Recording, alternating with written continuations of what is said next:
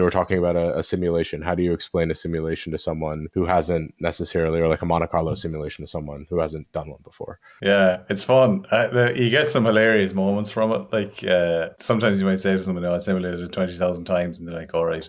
And then you say, "I simulated it a million times," and they're like, "Oh my god!" You're like, doesn't really make that much difference depending on what it is, but it's it's funny.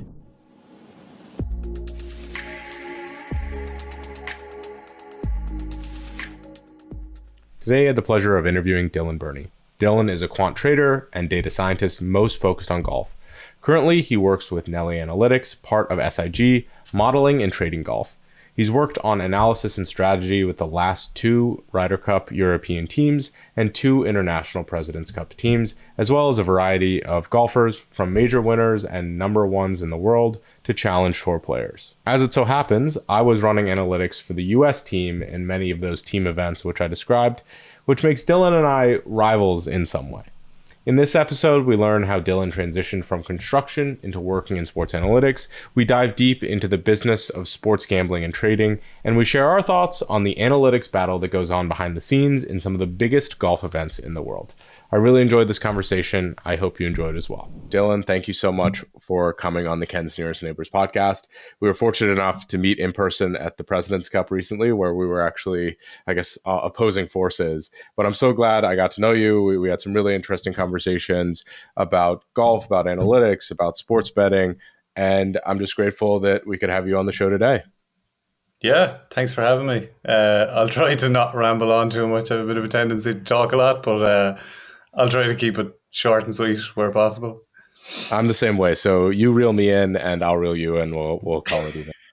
Yeah, that sounds good. Yeah, no, I'm looking forward to it. Yeah. Thanks for having me on. So something that I like to do to get the audience a bit more familiar with you is I'd love to hear a bit of an origin story. So where did you first get interested in data? Was it a pivotal moment where you said, wow, this domain is really interesting? Or was it more of a slow progression over time? I think it's actually hard to pinpoint an exact time. I think I was working in construction for a couple of years after college, and I think it was somewhere in that point where it was more like I feel like I discovered like what you could do with it.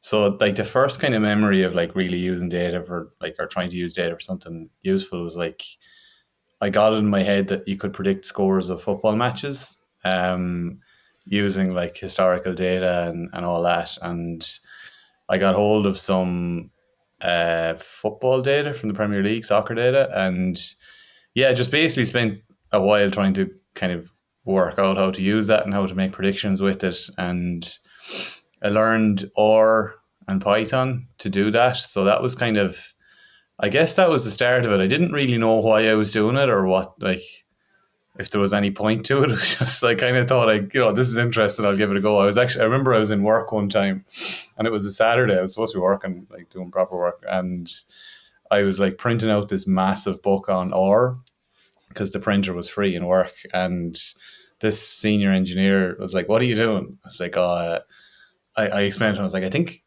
if I use this program and I learn it properly, I can predict the scores of football matches. And he was like, yeah, okay, sure. And it was just like, yeah, okay. And that's one of my first sort of memories of trying to use data for something interesting like that. So I think it obviously sort of originated before that, but that's the kind of my first recollection of something like that. I love that. Honestly, that story is very similar to how I got interested. I wanted to predict daily fantasy sports and I started in golf, and I was trying to do anything I could, pick up any tools or skills that I could to be able to predict those things. I got interested in predictive models for predicting fantasy points, and I got interested in algorithms like the knapsack algorithm. How do you choose an optimal team to fill a certain space? And I hated math. I didn't like any of the tools. I didn't like programming, but I saw it as a means to an end. And then eventually I started to enjoy it, because once you do it enough and you get that aptitude and you build momentum, you see how valuable it is and your brain kind of changes. But how did you go from, working construction, or was it like a hands-on, like like picking things up, drilling things together, or was it more on the engineering side? just to be clear. Absolutely. Yeah, um, no. but so how did you go from that domain to essentially what you do now? So I studied engineering in college, but I was kind of like, I actually did, I was talking about this with someone the other day. I kind of did engineering because I didn't really know what I wanted to do. So I remember when I was picking my college course, I, I read that the CEO of Paddy Power at the time was an engineer. He studied engineering, and that like basically that you could do a lot of stuff with engineering. So that's why I did that. And then when I left college, I got like quite a nice offer to go and work in construction as a. The title was engineer. It was kind of more like project management sort of engineering work, but yeah, I ended up. I just did that because it was like it seemed like a natural progression. Yeah, I did that for a few years. Worked in London. I was mostly kind of managing different things on site, like learning all about it, and it was good in a sense. It was. I still, I still feel like I learned an awful lot about like teams and things like that, and kind of um, running businesses and organizing things and all that. I actually it was a good period. I'm glad I did it, but construction was never for me. So I ended up, yeah, like I said, I was kind of learning all that stuff while I was working in those jobs, and I was kind of lucky in a way that I got a few jobs that I'm going to say like weren't exactly strenuous. I had a lot of free time to kind of work on To print different out booklets projects. of R. Yeah, that type of thing. So I did that, and then I learned all that, and then I actually applied for a job with BetStars, which is like the poker stars, the sports end of that. So I was working as a trader with them for a while, but I kind of ended up. I thought I'd like the trading side of things, but I actually ended up doing a lot of work on like automating models and different things like that for them in the trading department, and yeah, it kind of all went back to code and data and all that, and then I got a job with 15th Club at the time, which was based in London. So they were like a sports analytics company. And yeah, I kind of went from there. That was, I think the leap from construction to betting, like I went like down the ladder a lot. Like I was pretty low level in the betting company. And then, yeah, I was doing like kind of interesting stuff there. And then went across to the sports analytics side. So that was kind of the bridge to go from construction to sort of sports analytics work. And yeah, I did that for 2 3 years, something like that, with 15 Club. And then, yeah, left them, and I've done kind of a few different things since then. I was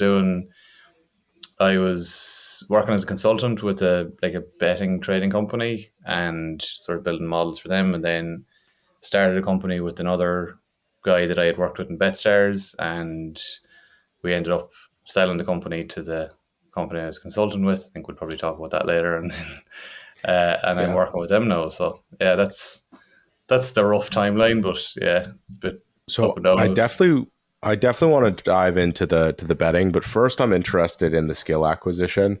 So you were talking about how you printed out this the R an R book for you to study on the free printing. What was your process like for picking up those skills? I mean, what were you just all self-teaching? Was it self-teaching an application? What was that process like for you, and did you find it particularly difficult or yeah.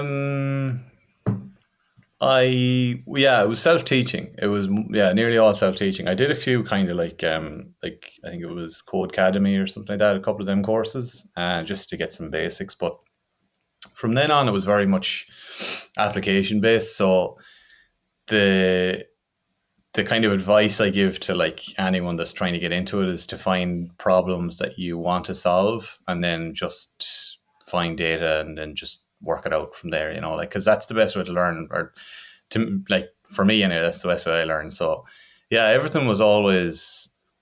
I was trying to build different models to do different things, and I'd hit a wall where I'm like, I don't know how to do this, and I ended up learning Python to do things with that, and yeah, it was very much I'd learn something, I'd go as far as I could go with that, then I'd find something to get me over the next step, and then kind of go from there. And ended up learning like, yeah, in the space of like 2 or 3 years, I feel like I learned an awful lot about the kind of, data science space. And Yeah, pretty much all. Like I said, I did a couple of like certifications and things, but nothing really that material. I don't think it was really just kind of learning it myself and applying it. And to me, it seems like the best way for me anyway. So that's kind of how it came about. Yeah. That makes a lot of sense. I think I sort of look at it like depth first search over breadth first search. If you have a specific problem and you go deep into it, you run into all these little challenges and you're like, oh, I don't know how to do that. I learned this specific skill. Then I go and I try to go further and then I run into this. I'm like, oh, I don't know how to do this. I don't know why this specific type of cross validation is going to make the most sense. Let's try a couple different ones. I learn a lot about cross validation. And I think that that's a lot more of an efficient way to learn because you don't have to worry about what you're going to learn next, right? It naturally guides you. The problem that you're working on naturally guides you to what you should be learning rather than starting at the gate of picking up a book on Python and be like, oh, I have to learn all of this. What the hell? This is overwhelming. So I really like that. I found very similar things when I was approaching the domain as well, and just trying to take it all in. Is that I was just trying to predict golf outcomes, and anything that I could use or any obstacle I ran into, Google or Stack Overflow is my best friend. Yeah, yeah. And I will say that there was a couple of guys in 15th Club and 21st Club. It's all kind of one company. There was a couple of really excellent guys there in terms of like the data science side of things. So they were very good for that as well for me. That like they kind of pointed me in the direction of new things like using Stan and different kind of approaches to things, and then I started to try to go away and learn them. So yeah, there was that as well. They were very good, but yeah, that was kind of how I did it anyway. Amazing. And so I'm interested. So before we talked before, I actually didn't quite understand what it meant to be on like the trading floor at one of these betting companies. Can you explain what that means to someone who isn't familiar with the domain?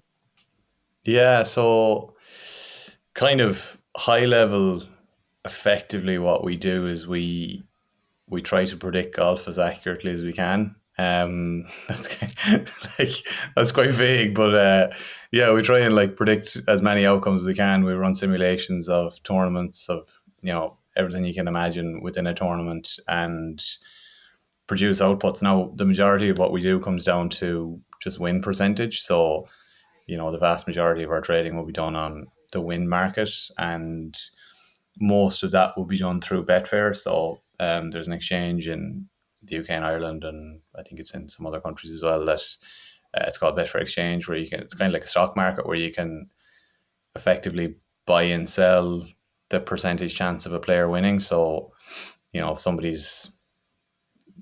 you can buy them at 10% and you think they've got a 12% chance of winning, then obviously you do that. So yeah, we just kind of we trade in that sense in the same way you would on a stock market or some other market, a similar market. So that's effectively how we do it, and the kind of key to it, I suppose, is that our predictions are slightly better than the market, and over time we kind of rack up the edges and hopefully make money on it.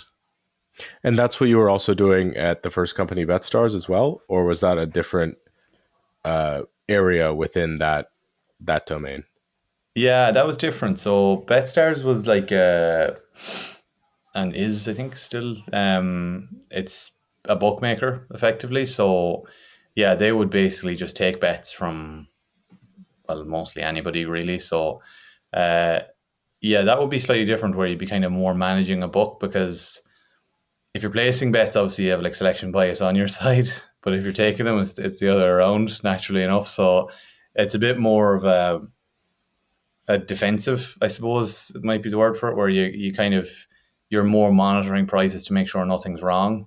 Um, and yeah, it would be a lot of that. It'd be adjusting prices depending on like liquidity and what's coming in, and if we've racked up a liability on something, you might just change the price to kind of account for that, and monitoring, because we'd have like there would have been like feeds coming in from different people that we would have hired to price up like random things. There might be like a specific tennis prop or something that we might have somebody doing prices for. So, there'd be that kind of thing. So we'd be monitoring all that. So it was a bit more, I suppose it was a bit more broad. But I ended up doing a lot of like, we price like basketball props in house, but it was a fairly manual process. And yeah, because when I went in first, you do like a loop of all the different sports. So one of the things I did was I just kind of looked at it, and it was like the traders were coming in at nighttime, and they were like manually pricing up these things, but they had the same sequence and same process they were using all the time. So yeah, I just basically kind of wrote a script to uh, source data and do the calculation for them, and then just output to an Excel sheet. So it was like, it wasn't like, it was nothing like revolutionary. It was just something that made their lives easier. And that was the type of thing I actually ended up doing, quite a lot of. This episode is brought to you by Z by HP, HP's high compute, workstation grade line of products and solutions. Z is specifically made for high performance data science solutions, and I personally use the ZBook Studio and the Z4 workstation. I really love that Z workstations can come standard with Linux, and they can be configured with the data science software stack. With the software stack, you can get right to work doing data science on day one without the overhead of having to completely reconfigure your new machine. Now back to our show. Well, it sounds like, you got experience on both sides of the house, which is really cool. And so from what I understand, when you're actually at the market maker, or you're at the book itself, you're focused on setting the lines and adjusting line movement so that the book is actually making money. And from that, I would imagine a lot of people learn that, these lines are based largely on consumer opinion. So if a model that I'm creating is better than consumer opinion by a large enough margin, I can actually make money on this betting on the market and the outcome. And that's what you're doing now at a larger, I guess, like a larger institution who's betting on the outcomes.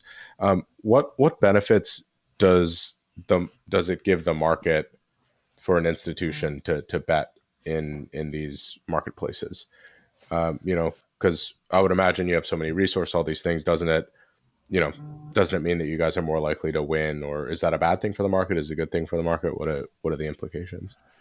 Yeah, you'd hope we were more likely to win. I like to think so.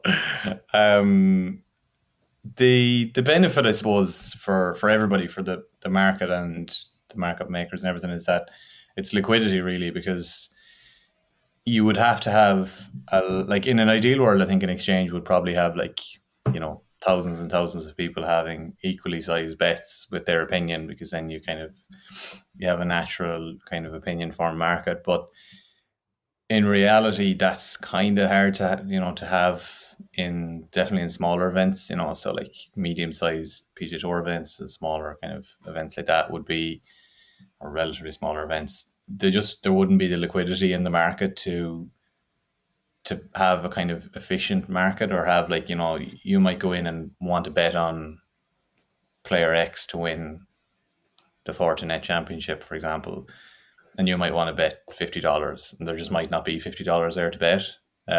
Whereas, when we're in the market, it's like, at least we'll add that to it.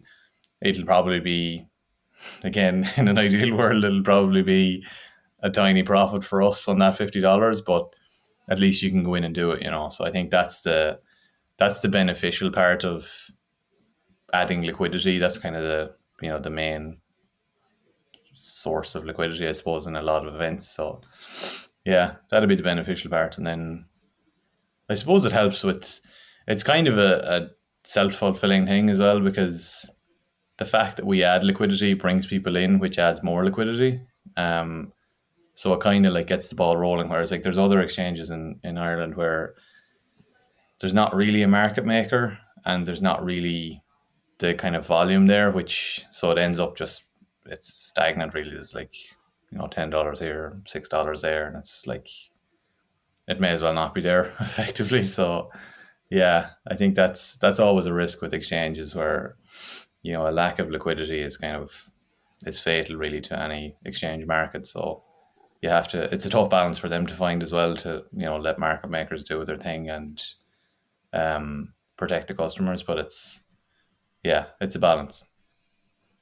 So is this market different than, for example, a sports book? So I know obviously it's sports books, a lot of sports books in the US, which are becoming increasingly popular, but still definitely lagging behind Europe just because of legislation. Most of the time they're banning big winners. Essentially, if you've proven that you can create an edge, they're private companies, they can just essentially cut you out. Um, does that happen also in Europe? And is it possible, do you think, to make a living betting on sports? Like, is that, that's like a fantasy of so many people. There's so many shills that are giving picks and whatever it might be. Is that a realistic thing? Or from your perspective, what do you see associated with that domain, even if you have some of the best analytics? Yeah, it does happen in Europe. Yeah, it's basically the same. There's kind of ways around it in certain circumstances, but for the most part, yeah, it happens similarly. I'm pretty sure France have different rules where they're not allowed to limit customers and they're not allowed to stake factor them, so they have to take the same amount from everybody. It's like a equality thing, I suppose, which what that ends up doing is that the books just take a higher percentage from everybody. So instead of pricing a market up to like 108%, like that would have been one of the things, for example, when I was in BetStars, would be like, instead of pricing something to 108%, which is like basically 8% profit. Yeah, something like that. So you end up taking more in France. But to answer the other question, I do think it's possible. Like, it definitely is possible. I know like numerous people that do make a living from it. It's I'm not going to say like it's a shady world. Like, it's just awkward, like it's impossible, let's say in Ireland, to have your own accounts, consistently make profit and do it professionally over a medium to long period. It's just, that's not possible. There's ways around it. There's people that put on bets for you. There's all that kind of stuff, which is like against the regulations and all that. And it's probably just not, it's not a great way of doing things. So yeah, you run into a lot of that kind of thing. It wouldn't be a straightforward kind of lifestyle. It only suits, like, there's a lot of people probably want to do it, but I've seen people after taking big losses on different tournaments, and it's not, as nice as it all sounds. Like, no, it's not nice. So yeah, it's tougher than people think. I think too, there's a handful of people that get to like an elite stage of it. Like the Rufus Peabodys and people like that are exceptionally good at it. But there's people that are exceptionally good at everything. There's like Rory McIlroy's that good at golf. So there's that. And then even then, I'm sure Rufus himself would say probably 3/4 of the work is not in the modeling, like actual kind of pricing side of it. It's actually getting the bets on. Like, that's the hard part. Getting the bets on, getting paid, all that stuff is the tough stuff. So if anybody was considering it and thinking about it, it's, to me, obviously, a career in like the analytics side of it is more analytics focused. And, if you like the betting side of it for that reason, there's probably better routes to go down. But there are people that just love betting on stuff. And, it's, for them, it can be, it's not just about the money, it's about the thrill. Yeah. But then it's a fine line between just betting on things for the sake of it as well. So it's a tough lifestyle, but it is possible, is what I'm saying, in a long-winded way. I tend to agree. I think you described it so well in the sense that you have to be constantly active. It's not a passive thing. It's not, I put bets in and I win. I build this incredible model and I win all this money. No, it's, one, you have to be able to place the bets. Two, I think we talked a little bit offline, it's a lot about volume, right? If you're making, let's say a great bettor is probably making between like at most maybe 8%. Yeah, that'd be pretty good. Yeah. You need $100,000 to make $8,000. That's a lot of money to be throwing around. I mean, if you're doing it with, let's say, $1,000, $10,000, you're kind of looking at minimum wage almost, maybe even worse than minimum wage, and the returns aren't linear. It's not like you're going to win, every weekend when you would bet. It's not like you're going to win that $800 if it's, if it's $10,000. It's not like you're going to win that every single time. There's going to be weeks where you lose everything, or not everything. If you're diversifying correctly. But there's going to be weeks where you're losing the majority of what you put in, and there's going to be some weeks maybe where you win a lot more. But the expected value versus the standard deviation is quite wildly different, which I think just, people forget about the statistics and the randomness side of this business as well.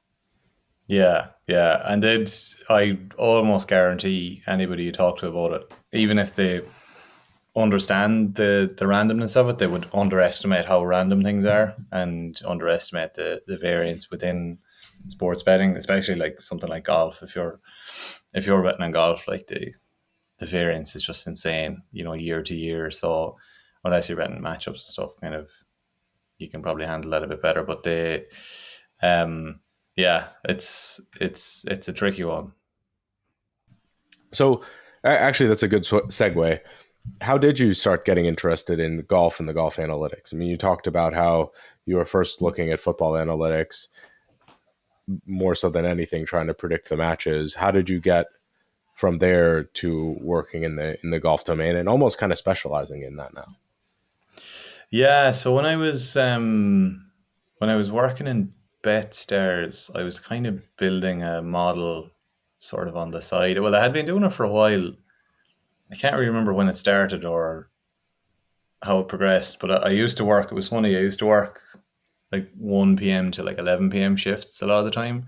And I'd come home and at like 11 p.m. I'd sit down and I'd spend like 4 hours working on it because it was just like complete peace, which was great. So I made so much progress on it in that time. But yeah, I was kind of just trying to develop a golf model because I played golf and, well, I still do, but I started playing golf when I was younger. And it was probably the sport that I maybe knew most about, I think.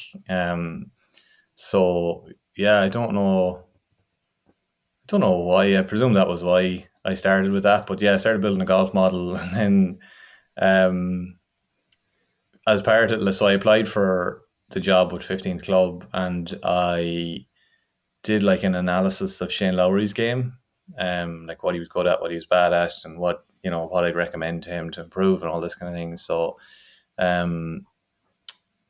yeah, I sent them that, and I think they liked that, and that was the start of it. So 15th Club was pretty much entirely golf, and then there was 21st Club, which was like part of the same company that was entirely soccer.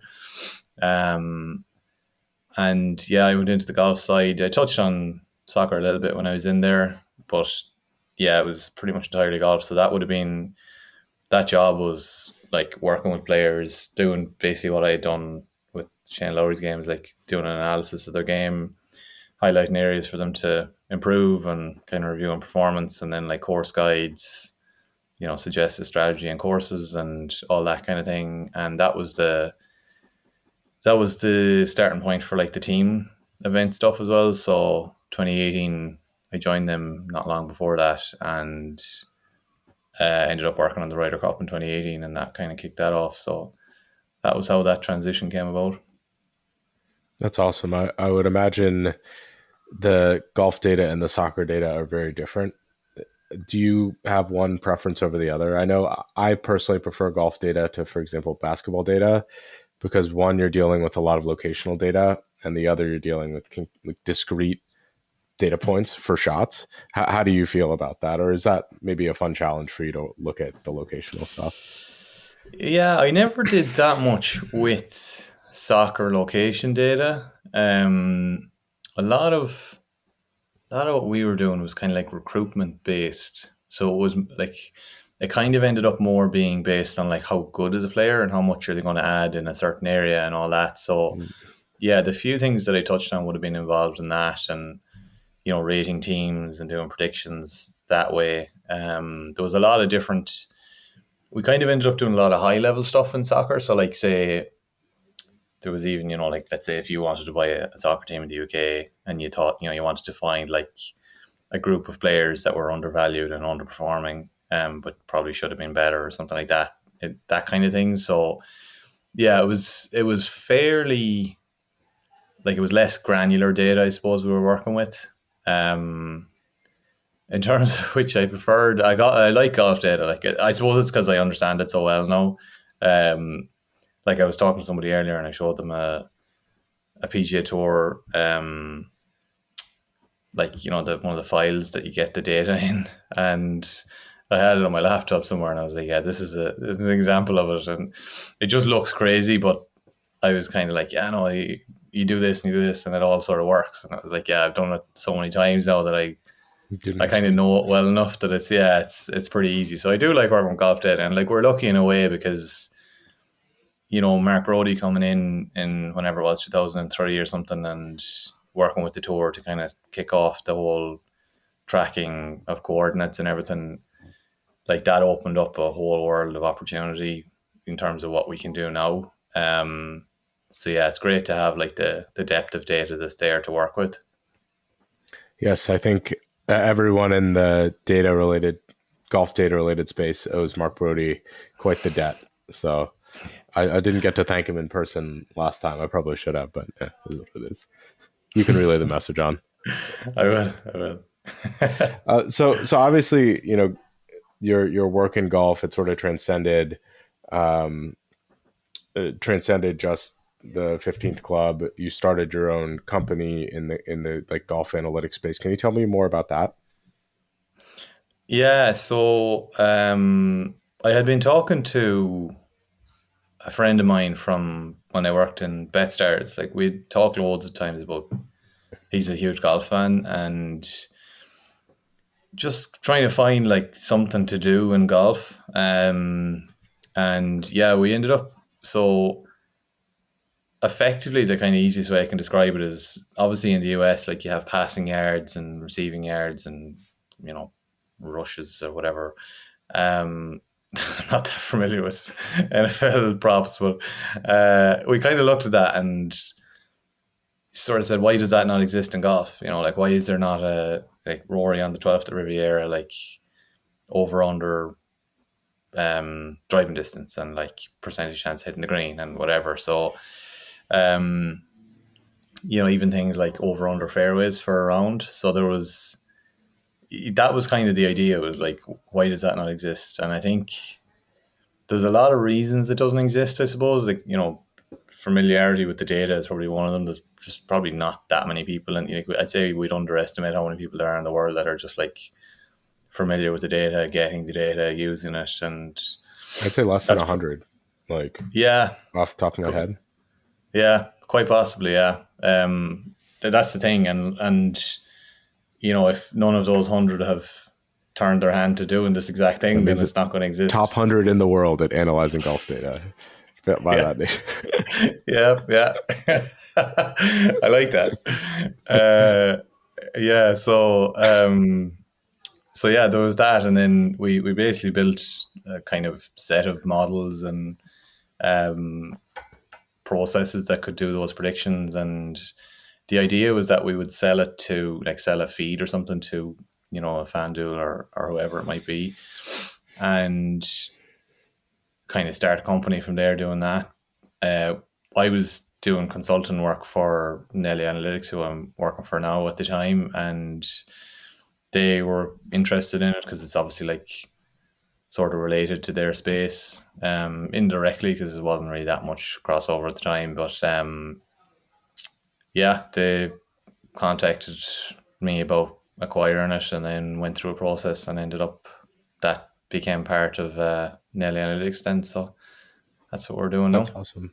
Well, I love the idea that a data product like that can be a company in and of itself, and you can sell it. You can make something tangible out of that. I think a lot of people don't view data science as necessarily an entrepreneurial endeavor, but I look at them as virtually identical, right? We start with some sort of problem statement, some sort of challenge that we're trying to understand or create a solution for. And then we collect information, we analyze data, and we usually produce something. And that to me is so similar to more of an entrepreneurial journey than almost any other type of journey. Maybe the closest thing is consultant, but I think it's very different than, for example, pure software engineering, where it's a bit more like, hey, we need this specific thing built. There's more of a clear roadmap. There's way less ambiguity than most normal data science challenges. And I think that that's a really neat thing that you've done. I am also interested just in prop bets in general. So back to what we were talking about earlier with, can someone make a living betting on sports? From what I understand, prop bets are like the number one way that that's a place where people who are making a living betting on sports have the most edge. An example is, I think the most cashed bet every year is what color the Gatorade will be in the Super Bowl, because that's just insider information that has nothing to do. I mean, it's a prop bet still technically, but I've always been interested in those and the inefficiency in those markets, because to be honest, if I was thinking about a place where I would try to create the most edge, it would be on something like that where I had better information than probably the books even do. I mean, obviously that's something that you're thinking about as well because you're creating these edges, but I assume you have enough information to make reasonable estimates around these things. How do you feel about that overarching concept? Is there some truth to that? In the sense that prop bets are probably the most exploitable. Yeah. Yeah. They probably are. I would say a lot of the time that's just a selection bias thing and the scale of the bets. Because a football match or like an NFL game, you've got one winner market, you've got one over under. Well, you've got loads of over under markets, but like you've got one main under over market. You've got a spread, and like that's three markets. They probably take in 50% of the volume. I have no idea, something like that. And then prop bets would be outside of that. And in any given game, you could have 200 prop bets. So you only need to find two that you can make a profit on. So it's harder for a book or a feed or whoever to get everything right, naturally enough. Really, the kind of approach that they will be taking, fundamentally is that they'll make enough on everything else to cover the two that are wrong. And if somebody hammers you on the two that are wrong, they just end up getting limited anyway. So it's not, I don't think it's like their top concern. I think when I started actually it was Tour Futures was the name of the company. I think when we started that, I was probably a bit too obsessed with getting everything right. And Shane, my partner, he was kind of a bit more pragmatic about it in that sense that like, as long as you're doing a good job on everything, on the whole, it's probably, you can afford to get a couple of things wrong. Like if the wind changes and everybody goes under on a hole, as long as we pick up on it and we're monitoring it, like if we get 15 players wrong in the morning, it doesn't really matter, because like you'll lose a little bit of value, but it's not going to completely ruin the whole thing. So yeah, it's a scale thing both ways. In terms of like getting an edge, it is possible, and if you're really sharp, you can get an edge on them because you have the selection bias on your side. But from a book point of view, there's so many, in the same sense, there's so many that you're going to be making enough on most of them that it'll cover, one or two that are potentially a little bit off. So yeah, I think it works both ways really, and I think you're right in the sense that it's like you would have, unless you're like some sort of super powerful data scientist with incredible data and an incredible mind, you're probably not going to beat NFL closing lines, or probably not even like kind of opening lines really. So yeah, if you're going to make money, prop bets are probably the realistic place to do it. That's so fascinating to me that volume makes sense on both sides. I find it, for example, Amazon, if they're doing 10 million recommendations a day and some of them are not that great, they're doing so many that as long as on average they're doing a little bit better than what would be expected from no recommendations or random recommendations, they're in a good spot. But on an individual level, we think, my recommendations are garbage. It's like super sensitive to us.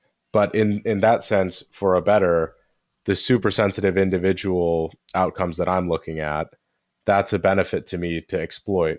But it doesn't really matter to the company, just like Amazon, because on aggregate, not everyone is a sharp bettor. Like the vast majority of people betting on these lines aren't sharp. And that's just such like a cool way that like two groups can benefit, while I guess like the large majority that isn't in those like the large consumer majority doesn't benefit. But it's a fascinating sort of paradox, I think, just in general. I definitely want to touch a little bit more on the team golf, and I'm interested in how that work is different from your work in the betting space.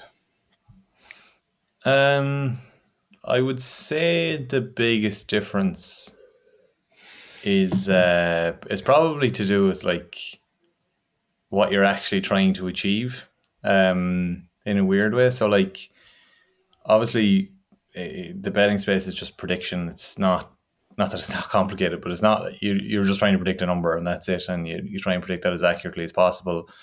For us, obviously we do the trading, but the trading for us is the kind of simple part. So once you get to the number, you're pretty much done. You know, if you get that right, you're done. So it's all about like kind of making sure that's as accurate as possible. Team golf stuff is similar in a way, because you're trying to predict, you know, how a player will perform, how a pairing will perform, how doing different things will produce different outcomes and will affect the overall outcome.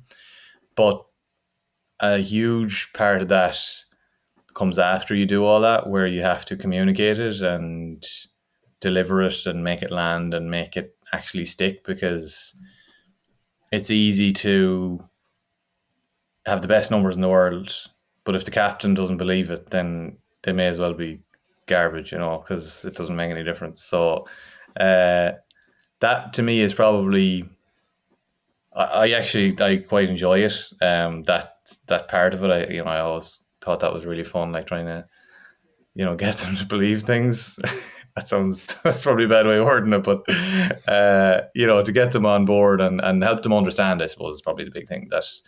And it depends on the captain, it depends on the person.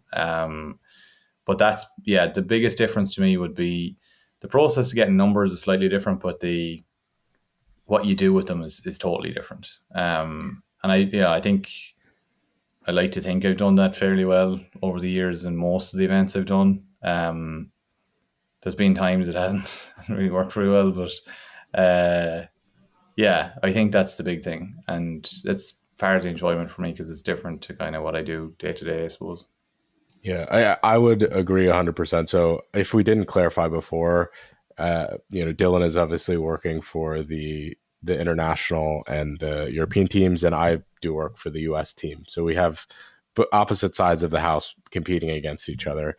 And that's, from my experience as well, that's one of the coolest things about the job is that you get to explain these pretty advanced concepts to someone who just doesn't have experience in the data domain before. You know, it's not a business stakeholder. It's not someone who's familiar with data science.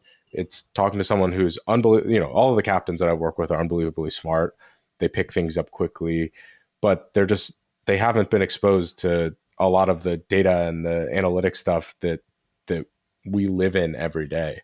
So you have to completely essentially like fracture your mind from, this is an XG boosted model, whatever it might be, to say, how do I explain this thing to a captain when, like whatever model it might be is just gobbledygook. I mean, like it would be to anyone on the street. And so I think that's a lot of fun. And it's also very exciting to see people who haven't had this exposure to this domain start to appreciate it, start to understand a little bit more, and start to see the value in it. I mean, I think a lot of people in more traditional work, they don't get to see as raw a transition from not using analytics to adopting analytics as we do. And that's such a powerful and cool feeling. That of course can be challenging at times, probably more for us because you have to decode something. We're talking about a simulation. How do you explain a simulation to someone who hasn't necessarily, or like a Monte Carlo simulation to someone who hasn't done one before, right? I really like those types of conversations as well. Yeah, it's fun. You get some hilarious moments from it. Like, sometimes you might say to somebody, I simulated it 20,000 times, and they're like, all right. And then you say, I simulated it 1,000,000 times, and they're like, oh my God. And you're like, doesn't really make that much difference depending on what it is, but it's funny. It's funny, and it is like you said, I think that's actually an interesting point because like this I don't know if you call it revolution, more of an evolution of analytics in the world, I think, is happening all around us and, everywhere. But like most of the time, if you're kind of let's say you're an average golf fan, you probably wouldn't realize like what's going on behind the scenes at most kind of big companies and all that. And it's a similar sort of thing. It's moving that way. Whereas a lot of people are aware that like analytics is becoming part of decision making in golf and so on. So it's kind of, yeah, I guess people probably do. It maybe helps them understand like what's going on in the world, not just in golf. Yeah, I did a really cool, it wasn't a project. I went and saw they have this batting lab at a company called SAS in North Carolina. And so they take these kids in and they basically have them hit some baseballs, and they built this pose estimation model that tells them essentially the areas in their swing where there's the largest deviation from a college baseball player. And these kids at, 10, 11, 12 years old, they're starting to see the power of how data can help them get better at baseball. And, then they start thinking about, oh, how can data help in other areas of my life and these types of things. And I was talking with some of these kids. I mean, they're children and they have very good understanding, like way better understanding of what data is and how it can be useful in these types of things than I did, probably even when I was like a teenager. And I'm like, wow, what if this philosophy pervades into schools and education and the workforce? It'd be pretty cool what we can do, and what like might be capable of earlier generations that do understand this at a level that that's more intuitive than a learned skill like I've developed, or I would imagine you've developed it, which is Yeah. really neat. Yeah, I think there's like untold benefits from that, because I'm reading a book at the minute about it's kind of centered on the whole thing of like psychological bias and most people not even being aware of it. There's like belief in small samples and things like that people just don't. They'll see something happening 10 times and like, oh, it has to be, that's the thing. And Must be a thing, yeah. yeah, and I think even like I've had it with like captains of these teams where I try and explain that like effectively like seeing something like that means nothing. It means absolutely zero. So I think people being exposed to it will probably knock on where they'll maybe question that type of thing more often. And even if the world at large questioned, have I seen this enough for it to be a kind of relevant sample size for me to make a decision on the back of in day-to-day life, I think would be huge. Like it would make, like it'd have so many knock-on effects, and like even medicine, things like that, like doctors, all that kind of thing. It would have huge effects around the world. So I think like exposing people to some of the basic concepts of data and analytics would be, I'm pretty sure, be beneficial to the world at large. I agree. What's the book called? If you know it off the top of your head, the audience loves books. So The Undoing Project. The Undoing Project. I've definitely heard of that one. I'll put that on my reading list. Yeah, I think it's Michael Lewis. It's about like Danny Kahneman and Amos Tversky, I think his name is. They're the Israeli psychologists, I think that basically like researched all the kind of biases, psychological biases. Good book. Nice. Well, for those that don't know, Michael Lewis also wrote Moneyball, which gives at least a little bit of look into the work we've done. He wrote Flash Boys and a couple other ones about really interesting. I quite enjoy Michael Lewis as a writer. He recently wrote a book about the pandemic, which is pretty good as well. Talked about the inefficiencies in the U.S.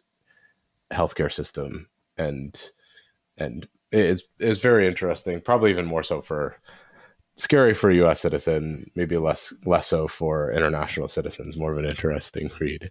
But to that point, with the bias and working in small samples, a lot of people forget that as data scientists, a lot of the time we have tools to make the samples larger, like running experiments, doing those types of things. I think historically and in scientific research communities, we get trapped in this circumstance where we focus too much on p-value, where it's like, oh, this is significant, this is not significant.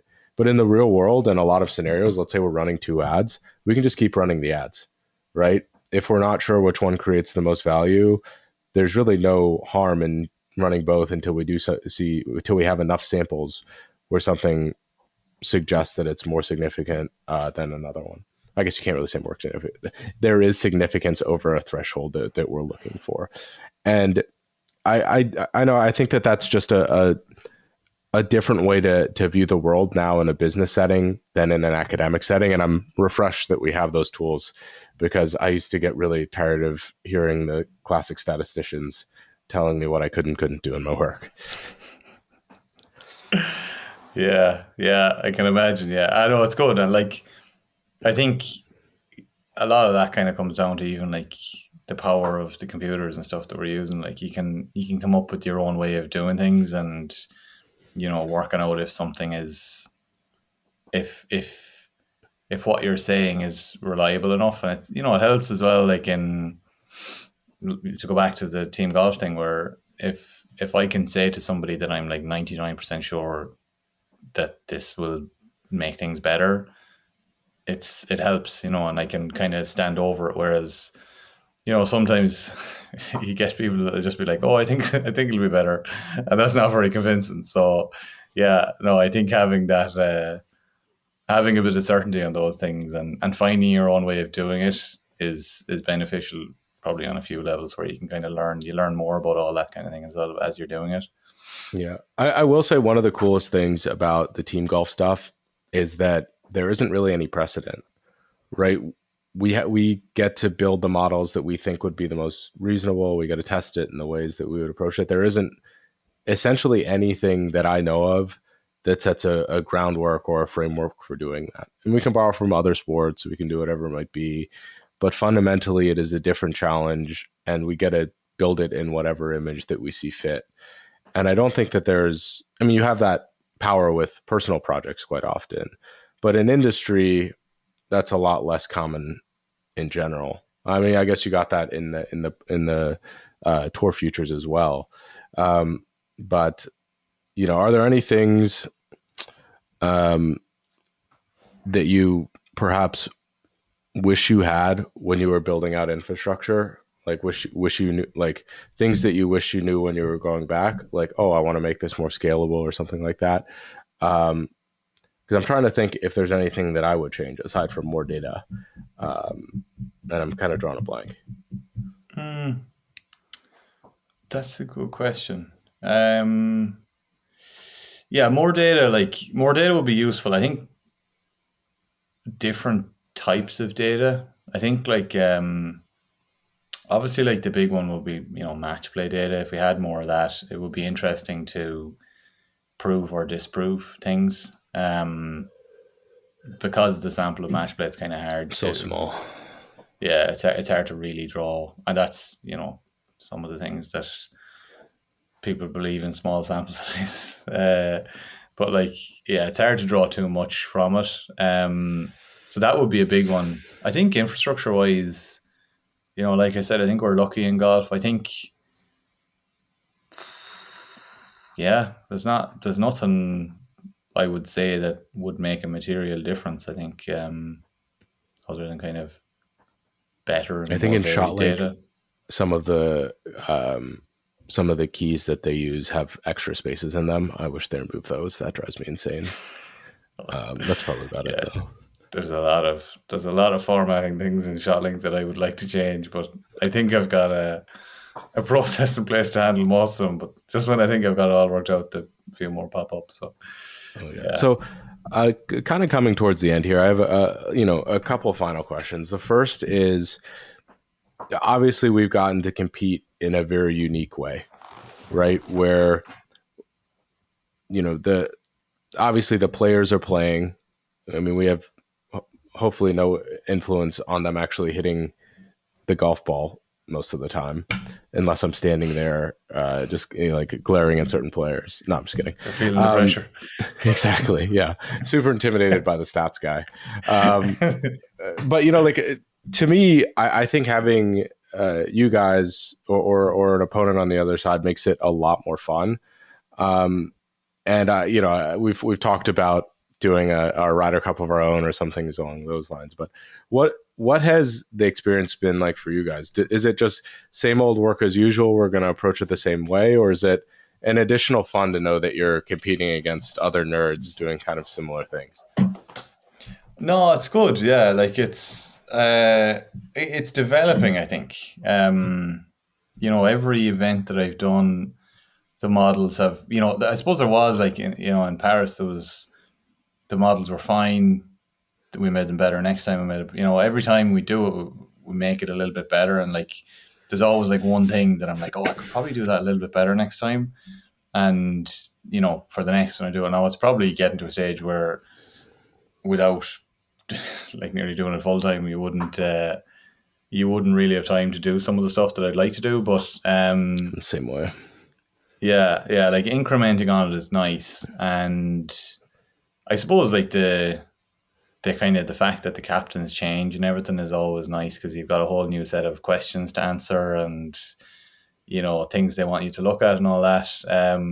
I do like the fact that you guys are on the other side. I think one of the interesting things is always with pairings, in Ryder Cup and President's Cup, that I would obviously have kind of optimized pairings for your guys that I might suggest putting together. So like I'll say that to the captains sometimes, to our captains, and I'd be like, oh, these like definitely in Quail Hollow there was a few that I would have been pretty strong on putting together. I would have thought were really, really good together, and I said it to the captains, and then we kind of discuss it and we'd see if you guys do it or not. So yeah, it's funny watching that, because like we'll come out and like Jeff in particular, Jeff Ogilvy's really good for kind of everything really, but yeah, we'd have a good laugh at that sometimes about like how our interpretation of what you're doing, I suppose. I like that. That adds a little extra flair. I wouldn't say, like, I probably could have more easily this year done some stuff like that for you guys, because everyone was under the PGA Tour umbrella, so we had data for everyone. Once the sessions come out, I look and see what our win probabilities would be, and that's an interesting one. I'm like, oh, how does this look? I obviously don't tell anyone because that would wreak havoc. I don't want to put too many things into the world, but it's an interesting one to say, oh, like what happens versus what we expect to happen is always a fun little matchup analysis. It's also cool just to, I think it's cool that in some sense we can also use each other as leverage. To be perfectly honest, I think one of the main reasons why we got our initial work with our first Ryder Cup team was because you guys were working with the European team. I mean, you weren't personally at the time, but there's something to be said about wanting to stay competitive and create that advantage. And I think it's good in general in the media when they talk about it, because it gets everyone more excited about it again. It reminds the captains and the team that this is a resource for them to help them improve, to get better, whatever it might be. And it's cool to sort of play off, in some sense, both of our organizations, both of our Ryder Cup, President's Cup teams have gotten better because of the friendly behind the scenes competition as well. Yeah, I'd like to think so. And like, I guess there's a weird thing, like when I started with the President's Cup team in Melbourne 2019, and it was funny, historically I think the President's Cup team, and they'd admit it themselves, it was very the captain would walk in, he'd be like, you're South African, and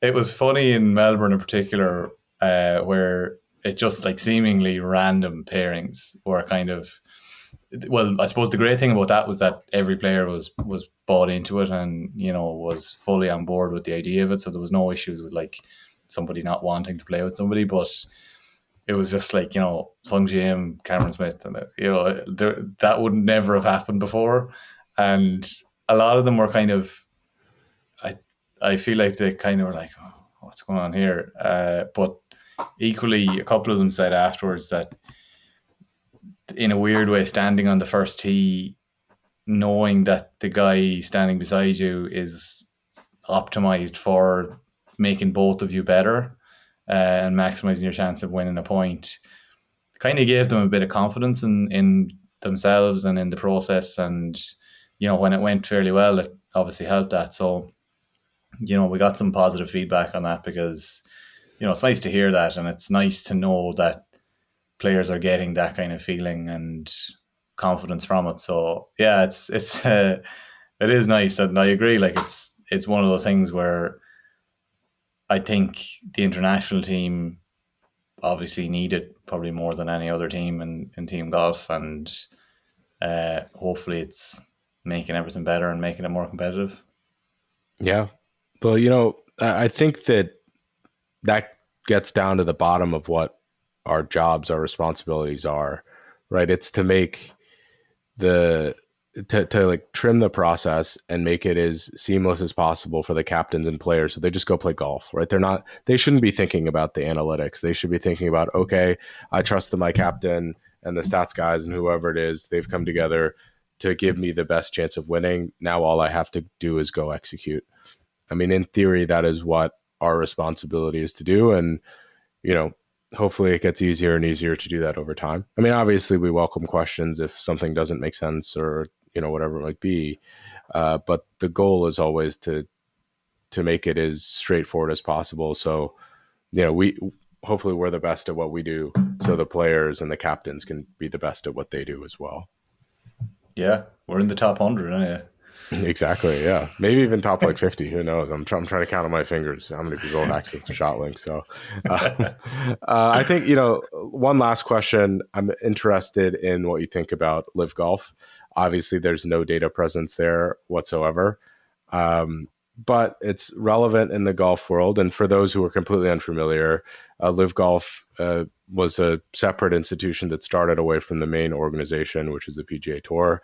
And they took a lot of really good players, and they're offering a different format and significantly more money, although they are backed by the Saudi government. So probably like a good enough spark notes. I'm interested, though, in your perspective on the different format and the team aspect and those types of things. Yeah, I'm not that like opinionated either way on it, to be honest. I think like most things in life, there's pros and cons to it. I think the format, to start with that, I don't mind it. I think 54 holes is fine. It doesn't bother me. I don't think not having a cut makes it any kind of less. Obviously it makes it less competitive for making money, but like realistically, most weeks, do you care who finishes 50th and who misses the cut? I don't really in most tournaments. So it's about who wins. So I don't mind that. Yeah, I think I like the team aspect. Well, actually, the shotgun start, to go back to the format, the shotgun start, I like it in a sense because it removes like a draw bias, which, we discussed this before, but draw bias is kind of like they can ruin somebody's chances of winning the tournament completely, kind of unfairly. So it removes that. For those that aren't familiar, draw bias essentially is sometimes you play in the morning, super windy. In the afternoon, it gets really calm, and you might get screwed over one morning and see very different conditions than another player who got afternoon and then morning in both calm conditions. But continue. Sorry about that. Yeah. So that, like, the benefit of removing that, I think, is good, but the fact that like players start on different holes also obviously means they finish on different holes. So I find it, having watched a few tournaments coming to an end on Sunday, it's a little bit tricky to really comprehend somebody's, without having a model, obviously, somebody's like win percentage or get like a sense of their win percentage. Because if somebody might have 2 par 5s in their last 4 holes and, someone else might have the 4 hardest holes, but they might be a shot ahead and effectively they're actually like, half a shot behind, or it's a little bit tricky in that sense. But yeah, format wise, I don't mind it. The team element, I like the concept. I really like the concept of teams. I think for players and for fans, players playing as part of a team, I'm sure, like we've seen, obviously, it gives them a bit more I don't know if responsibility is the right word, but like they're not just playing for themselves. I like that. I think they possibly need to make it a bit more, I don't know, easier to follow a team or something. Like I don't really have an affiliation to a team or any reason to have an affiliation to a team at the minute. So there's a little bit of that where I think a lot of people just won't care what team wins. So I don't know how exactly they would do that, but if they can make it more of a draw for you to support a team, I think it'll get more like a team, like the footballs and soccer or whatever. Yeah, I mean, beyond that, I think like I've heard a lot of good stuff about how they're treating players. It seems like a lot of the players and caddies and families are very happy in that environment, and people that are at the tournament say it's a lot of fun. It's totally different. So, there's a lot of positives. I do think the downsides of pulling golf apart in some sense is bad. If it got to a stage where half of the top 50 was playing on the Live Tour, it would definitely be detrimental to kind of week to week fields. But then there's the flip side of if the 4 majors of the year were the only time that everyone got together to play, assuming they can play the majors, there's a draw to that as well. Like they really are major then. So yeah, I don't know. I think segregating players like that is probably not a good thing, but I think the kind of change and disruption, it can be a good thing. I think it just depends on. I think we'll have to wait and see how it plays out to kind of make a definitive assessment on if it's a good thing or a bad thing. But at the minute, I'm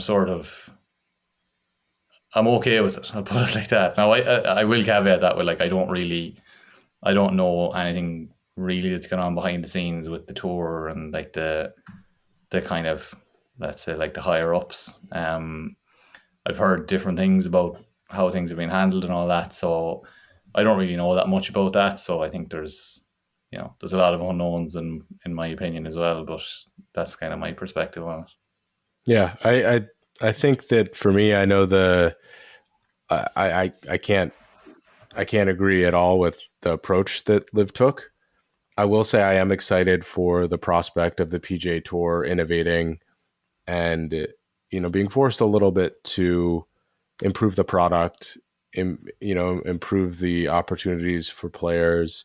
Because as a golf fan, a strong PGA Tour where they improve their outcomes is better for viewing. It's better for seeing more golf. And I'm one of those weird fans where I like to see all players. I like to see the up and comers. I mean, superstars are great, but it's interesting for me to say this person, I saw him play in college. And is he gonna make it at the higher level? We'll see. There's so much more story behind everyone. That's not just the top 20 in the world. And I think highlighting those, making it more accessible to everyone is interesting. I also think, we both work in team golf. Right, team golf is very interesting. If you have someone to root against, that's almost as exciting as having someone to root for. And so, PGA Tour and Live, now you have someone to root against and someone to root for, and that could, in some sense, drive additional eyeballs or interest in the sport. We don't know if that's permanent, right? We don't know if that's something that stick around, but it's definitely the most talked about or exciting the golf world has been in some time. And I don't know if that's due to Live or if it's due to just any divisive action that's happening. But to me, I'm also very interested in seeing how it all settles. Dylan, this has been awesome. I'm so happy we could do this. I'm really excited. Hopefully, when we get to catch up again, if people want to learn more about you, if they want to get in contact with you, any of these types of things, what's the best way to do that? I'd say probably Twitter. I think it's my name with 2 underscores in between it is my handle. I'll link it in the description. Yeah, I used to post a lot of what I thought was interesting stuff on there, and then I kind of got lazy and sort of realized that there wasn't a whole lot of benefit to doing that, so I kind of stopped that, but I'm still there. So yeah, if anybody has questions or wants to make contact or whatever, then feel free to shoot me a DM. Amazing. This was great. Thank you so much again.